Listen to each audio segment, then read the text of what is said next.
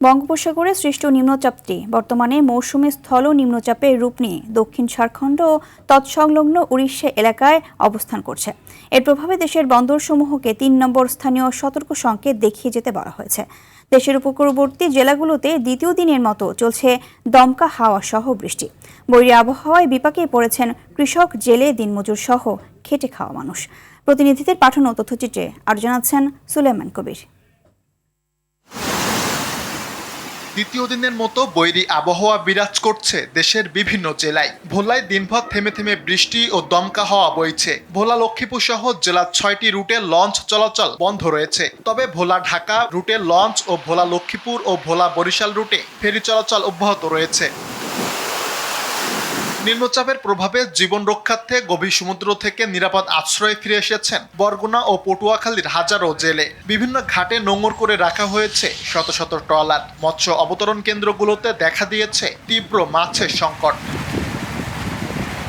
দুর্যোগপূর্ণ আবহাওয়ার ফলে নৌযান চলাচলে দেয়া প্রশাসনের নিষেধাজ্ঞা এখনও অব্যাহত রয়েছে নোয়াখালীর দ্বীপ উপজেলা হাতিয়ায়। তবে টানা বৃষ্টি আর ঝোড়ো হাওয়ায় বিপর্যস্ত হয়ে পড়েছে জনজীবন।